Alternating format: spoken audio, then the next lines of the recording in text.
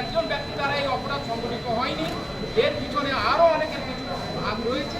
তাই আমরা আইনজীবীগণ, সারা বাংলা আইনজীবী ঐক্য মঞ্চ কলকাতা হাইকোর্টে দাঁড়িয়ে আমরা আরজিকর মেডিকেল কলেজ অ্যান্ড হসপিটালে যে একটা তরুণী ডাক্তারের নৃশংস একটা ঘটনা ঘটে গেল, তাকে রেপ করা হলো, তাকে ধর্ষণ করার পর তাকে খুন করা হলো, এর প্রতিবাদে আজ আমরা সকলেই এই মহিলা আইনজীবী সহ আমরা একত্রিত হয়ে এর তীব্র নিন্দা জানাচ্ছি।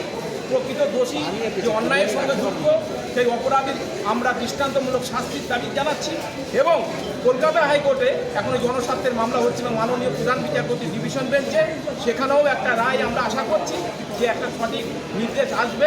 তাই আমরা এই ঘটনার নিন্দা জানাবার জন্যই আমরা এখানে সমবেত হয়েছে এবং তার সাথে নৃশংসভাবে হত্যা করা হয়েছে। আমাদের বিশ্বাস এটা একজনের কাজ নয়, আবারও বলছি এটা আমাদের বিশ্বাস, এটা অনেকে এর মধ্যে যুক্ত রয়েছে। এই পরিপ্রেক্ষিতে দাঁড়িয়ে আজকে সারা বাংলা আইনজীবী ঐক্য মঞ্চ আজকে হাইকোর্ট ইউনিট মহিলাদের দ্বারা আমরা আজকে এই মুভমেন্টটা করছি, এখানে আমরাও রয়েছি। এবার সেক্ষেত্রে আমরা প্রতিবাদ জানাচ্ছি চূড়ান্তভাবে। আজকে সারা বাংলার সমস্ত দর্শক বা যারা আপনাদের চ্যানেলের মাধ্যমে দেখুক যে আইনজীবীরাও এর প্রতিবাদে সামিল হয়েছে। এই জুনিয়র ডাক্তাররা এর আগেও এনআরএস মেডিকেল কলেজে যখন তারা মুভমেন্ট করেছিল, স্ট্রাইক করেছিল, সেক্ষেত্রেও সারা বাংলা আইনজীবী ঐক্য মঞ্চ তাদের পাশে দাঁড়িয়েছিল।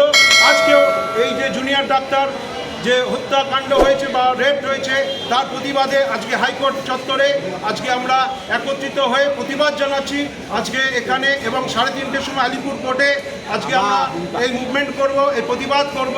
এছাড়াও 4টে থেকে শিয়ালদা কোর্ট থেকে একটা আমাদের র্যালি বেরোনোর কথা আছে ওই শিয়ালদা বার এবং আমাদেরও সাবামের উদ্যোগে।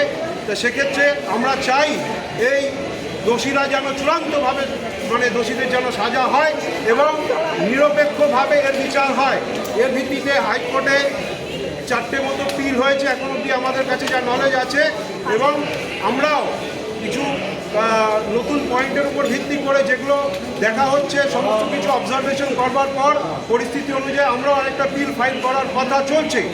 কারণ আমরা এটা চাই যে সারা পশ্চিমবঙ্গ জুড়ে যেভাবে করে আইনজীবীরা বিভিন্ন জায়গায় আক্রান্ত হচ্ছে, শুধু আইনজীবী এবং ডাক্তাররাও যেভাবে করে আক্রান্ত হচ্ছে বা আজকে ডাক্তারদের সাথে সাধারণ মানুষের যেভাবে আক্রান্ত হচ্ছে, তার পরিপ্রেক্ষিতে দাঁড়িয়ে সার্বিকভাবে সমাজে একটা সোচ্চার প্রতিবাদ গড়ে উঠুক। এই মুভমেন্টের মধ্যে দিয়ে আজকে আইনজীবীরা হাইকোর্টের এই মুভমেন্টটা আমরা করছি এবং সারা বাংলার সমস্ত দর্শকরা জানুক যে আইনজীবীরা যে কোনো ঘটনায় গর্জে ওঠে, যে কোনো সামাজিক অস্থিরতায় গর্জে ওঠে, যে কোনো এই ধরনের নৃশংস অন্যায় বা হত্যাকাণ্ডের প্রতিবাদে গর্জে ওঠে। আমি সঞ্জয় কুমার দাস, সারা বাংলা আইনজীবী পর্যন্ত সঙ্গে রাখুন 24 ঘন্টা ইন্ডিয়া টিভি। দেখতে থাকুন সব জেলার সব খবর সবার আগে 24 ঘন্টা ইন্ডিয়া টিভির পর্দায়। নমস্কার।